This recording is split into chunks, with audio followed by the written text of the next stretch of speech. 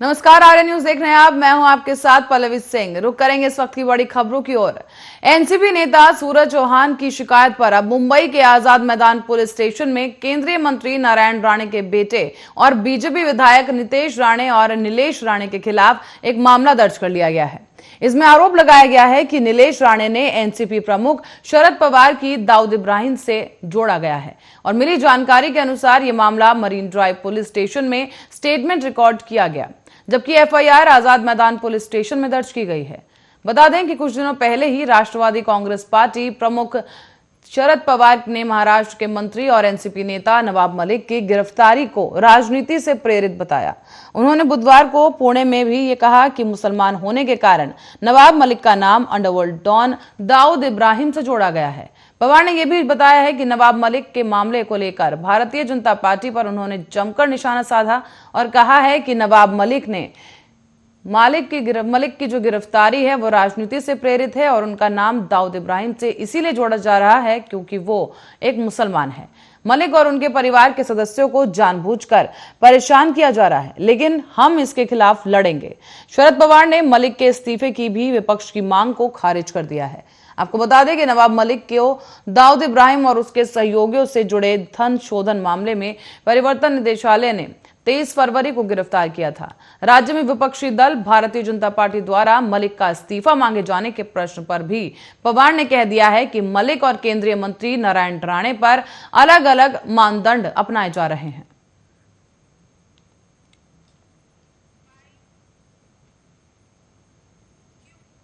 और इराक में अमेरिकी दूतावास के पास 12 मिसाइलों से हमला किया गया है। इराकी सुरक्षा अधिकारियों ने कहा है कि रविवार को अमेरिकी वाणिज्य दूतावास के पास इराक के उत्तरी शहर इरबिल में 12 मिसाइलों ने हमला किया। फिलहाल इस हमले में किसी के घायल होने या हताहत होने की सूचना नहीं है, लेकिन इराक और अमेरिका के अधिकारियों ने मिसाइल हमले और इससे हुए नुकसान को लेकर अलग अलग बातें कही हैं।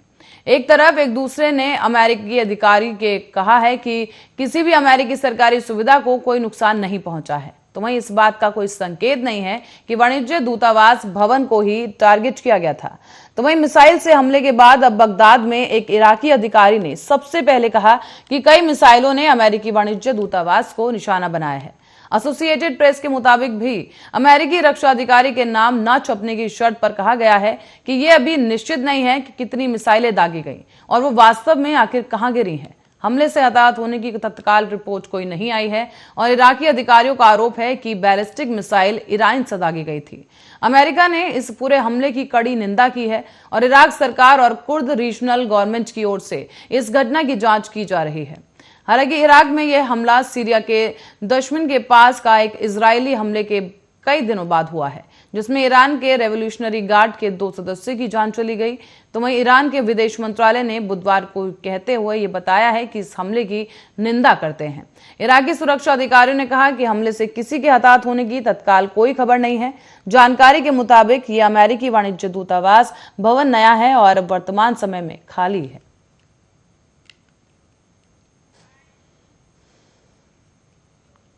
और चीन में कोरोना महामारी एक बार फिर से पैर पसार रही है। कई शहरों में कोरोना संक्रमण के मामलों में बढ़ोतरी दर्ज की गई। तो वहीं चीन में रविवार को 3,393 नए कोविड-19 मामले दर्ज किए गए हैं। करीब 2 साल बाद अब पहली बार 3,300 से ज्यादा कोरोना संक्रमण के मामले दर्ज किए गए हैं चीन में। और नेशनल हेल्थ कमीशन के मुताबिक फरवरी 2020 के बाद से इस संक्रमण का सबसे बड़ा दैनिक आंकड़ा है। कोरोना के मामले बढ़ने से अब कई शहरों में एक बार फिर से कुछ प्रतिबंध भी लगाए जा रहे हैं। कई शहरों में लोगों को बाहर निकलने से मना किया गया, तो वहीं स्कूलों में बच्चों की पढ़ाई भी बाधित हुई है। चीन में कोरोना संक्रमण के बढ़ते मामलों को देखते हुए अधिकारियों ने एहतियात के तौर पर शंघाई में स्कूलों को बंद कर दिया है। इसी के साथ ही कई पूर्वोत्तर शहरों में भी लॉकडाउन लगाया गया ताकि कोरोना संक्रमण के प्रसार को रोका जा सके।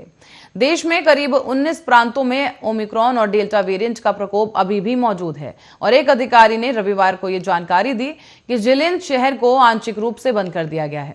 स्थानीय अधिकारियों ने कहा है कि रूस और उत्तर कोरिया की सीमा से लगे हुचुन शहर को 1 मार्च को बंद कर दिया गया था। तो इसी बीच सिन्हुआ के शनिवार को बंद होने की खबर आई, जहां पर बताया गया कि कोविड-19 रोगियों के इलाज के लिए शहर में 3 अस्थायी अस्पताल बनाए गए हैं।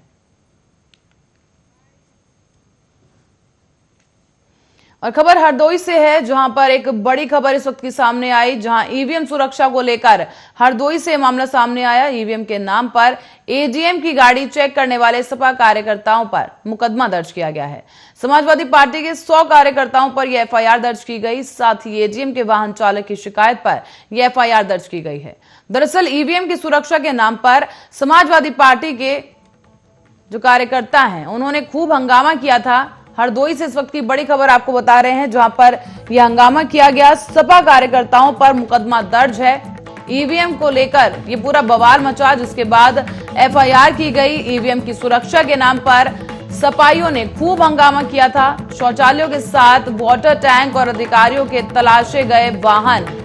सपा के राष्ट्रीय अध्यक्ष अखिलेश यादव के आह्वान पर समाजवादी पार्टी के कार्यकर्ताओं ने चेकिंग के नाम पर यह हंगामा किया था। तो वहीं एजीएम ने भी एटीएम के चालक पर जो उन्होंने तहरीर दी, उसके आधार पर एफआईआर दर्ज की गई है। चेकिंग के नाम पर जमकर हंगामा किया गया था समाजवादी पार्टी कार्यकर्ताओं की तरफ से। हरदोई से इस वक्त की बड़ी खबर आपको बता रहे हैं। मतगणना से पूर्व सपाइयों ने तमाम अफसरों की गाड़ियों को रोककर ये तलाशी ली थी, बल्कि अफसरों के साथ बदजुबानी भी इस दौरान की गई। इस मामले में अपडेट सामने आया है, जहां समाजवादी पार्टी के अब 100 कार्यकर्ताओं पर यह मुकदमा दर्ज किया गया है।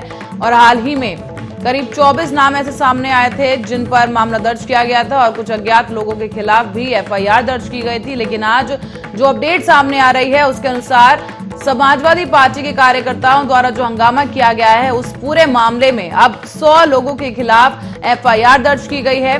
आपको बता दें, पुलिस से बदजुबानी का यह पूरा मामला और साथ ही ईवीएम की सुरक्षा को लेकर समाजवादी पार्टी के जो कार्यकर्ता और प्रतिनिधि हैं, उन्होंने हंगामा किया था। जहां सपा कार्यकर्ताओं पर अब यह मुकदमा दर्ज हो चुका है। पुलिस की कार्रवाई जारी है। समाजवादी पार्टी के 100 कार्यकर्ताओं पर यह एफआईआर की गई है। पुलिस का कहना है कि पुलिस से बदजुबानी की गई। वाटर टैंक और अधिकारियों के तलाशे गए थे वाहन। ईवीएम को लेकर यह पूरा बवाल खड़ा किया गया। एजीएम के वाहन चालक की शिकायत पर यह एफआईआर दर्ज की गई है।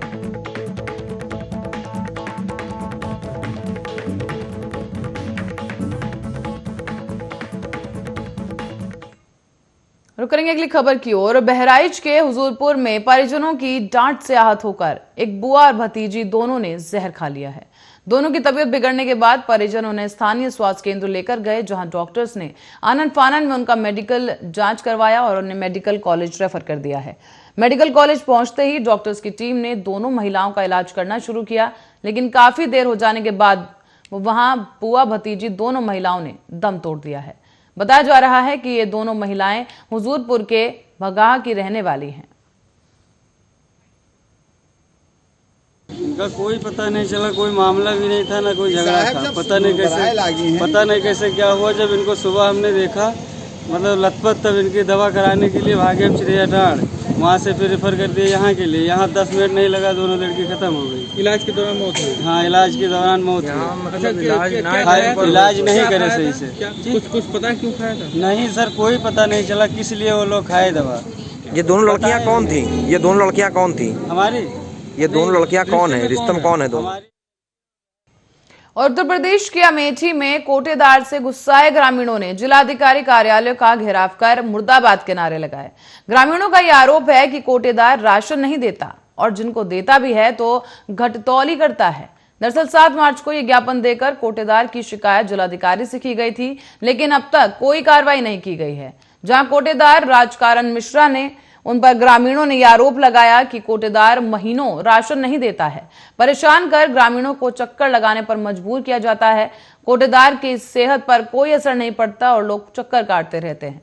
जब ग्रामीण शिकायत करने की बात करते हैं तो उसके बाद कोटेदार गाली गलौज करता है और धमकी दी जाती है कि जो करना है कर लो, राशन नहीं दूंगा। जबकि अंगूठा हर महीने 2 बार लगवाया जाता है, पर राशन एक बार भी नहीं मिलता। कोटेदार के 2 लड़के भी हैं जो कि कार्ड धारकों से बहुत बुरा व्यवहार करते हैं। तो वहीं ग्रामीणों की तरफ से लगातार ये शिकायत सामने आ रही है कि अब तक इस पूरे मामले में कोई कार्रवाई नहीं की गई है। ग्राम सभा गौतमपुर के कोटेदार के खिलाफ जो जनता को राशन न देने के कारण हम लोग 7 मार्च को यहाँ पे ज्ञापन दे चुके हैं डीएम साहब को। उसके बावजूद भी जब एक टीम गठित की गई थी उनके यहाँ और ये बोला गया था कि 12 तारीख को 11 बजे हम गांव में हमारी टीम आएगी। हम लोग जो है उस चीज का इंतजार कर रहे थे वहां पे। जब 11 बजे के बजाय 2-2:30 बजे तक टीम नहीं आई, तब हमने संपर्क स्थापित किया माननीय जो है तहसीलदार महोदय से, एडीएम साहब से। उसके बाद हमें जो है आश्वासन न मिलने के कारण हमारी जनता इतनी आक्रोशित हो गई थी कि हमको उन्होंने मतलब वो मान ही नहीं रहे थे, लिहाजा हमको दोबारा। रुक करेंगे अगली खबर की ओर। अमेठी से मामला सामने आया जहां 17 साल के एक युवक का शव मिलने से हड़कंप मच गया है। बताया जा रहा है कि इसका नाम टिंकू है, जो कि शुक्रवार की शाम होली लगाने के लिए घर से निकला था, पर देर रात तक जब घर वापस नहीं आया तो परेशान परिजनों ने खोजबीन करनी शुरू की। तब मृतक के पिता ने ढूंढते ढूंढते गांव के बाहर बने कुएं में देखा तो किशोर की दोनों चप्पल दिखाई दी और इसी दौरान बड़े शक हुआ उन्हें और इसी आधार पर शिव कुमार ने कांटा डालकर कुएं में ढूंढना शुरू किया तो कुएं से युवक का शव मिला है। मौके पर पहुंची पुलिस ने शव निकलवाकर पोस्टमार्टम के लिए भेज दिया है और आगे की कार्रवाई की जा रही है। कल 11 बजे रात का 8 बजे और 11 बजे रात सवेरे 12 बजे लाश मिली। कहाँ मिली है? किनारा में, कुएं में। किसने आपको बताया? जी हम खुद ढूंढते ढूंढते लगभग 500 मीटर दूर पे। कल शाम को क्या करने के निकले थे घर से? वही होली लगाने के लिए। होली का जो लगता है, होली लगाने के लिए बाहर निकले थे, तो घर से लगभग 8 बजे निकले हैं जी। तो कितनी देर तक आपके संपर्क में थे? 8:30 बजे तक। 8:30। और यूपी के औरैया में आज एक हैरान कर देने वाला मामला सामने आया, जहां पर प्रसव पीड़ा होने पर प्रसव के लिए एक महिला को 50 शैय्या अस्पताल औरैया में आशा के द्वारा लगाया गया और यहां पर महिला की हालत बिगड़ने पर ऑपरेशन की बात कही गई। तब प्रसव पीड़ा झेल रही महिला को मैक्स हॉस्पिटल में भर्ती कराया गया, जहां पर प्रसव के बाद बच्चे की मौत हो गई है।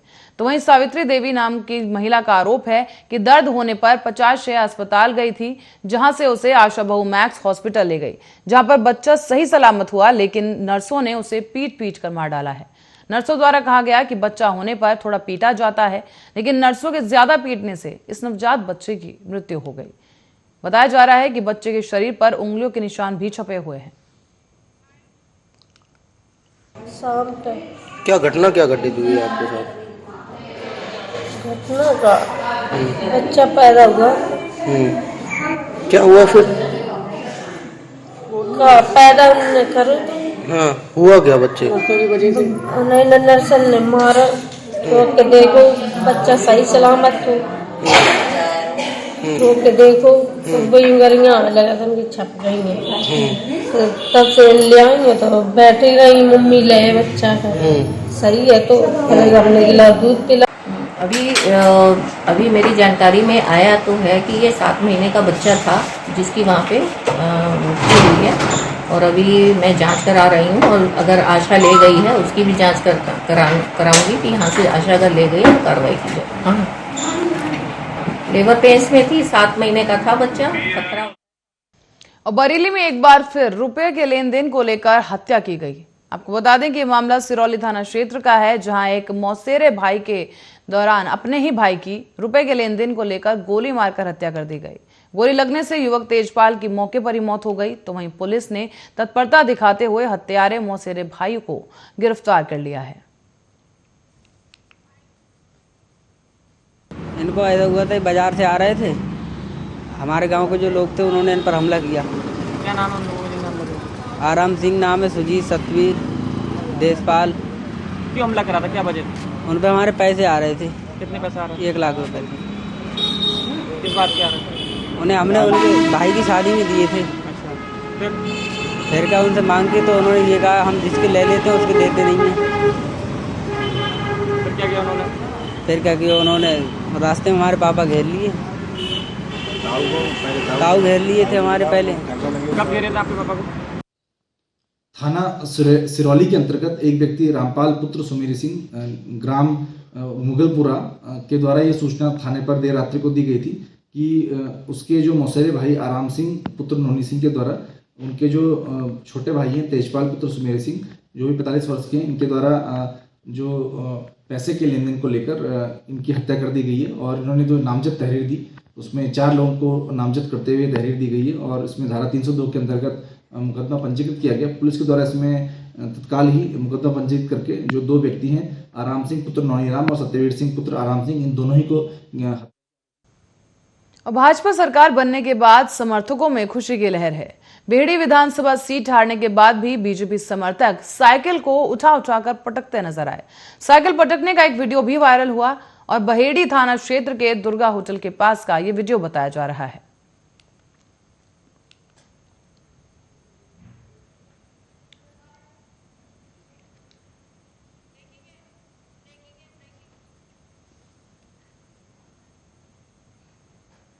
और इसी बीच एक बड़ी खबर सामने आ रही है एटा से, जो आपको बताते चलें कि एटा से ये बड़ी खबर सामने आ रही है। एटा मरहरा थाने की एक खबर है, जहां मरहरा थाने के गांव गोकनी में बीती रात को आटा चक्की फटने से एक महिला की मौत हो गई है। गांव में ट्रैक्टर में लगी आग आटा चक्की थी, जहां पर गेहूं का आटा पिसवाने के दौरान चक्की फटने से मीरा की दर्दनाक मौत हो गई है। 16 वर्षीय किशोरी नीतू और महिला नारायण देवी गंभीर रूप से घायल हैं और इस हादसे को लेकर पुलिस ने दोनों ही घायलों को अस्पताल में भर्ती कराया और पूरे मामले की जांच की जा रही है। चक्की फटने का यह मामला एटा से सामने आया है, जहां पर चक्की फटने से यह हादसा हुआ।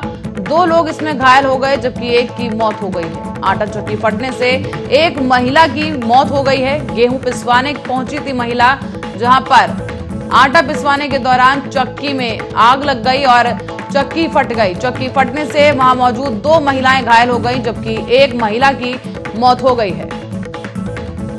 घटना की सूचना मिलते ही पुलिस मौके पर पहुंची और तत्काल प्रभाव से कार्रवाई करते हुए महिला के शव को पोस्टमार्टम के लिए भेज दिया गया, जबकि घायलों को अस्पताल में भर्ती कराया गया है।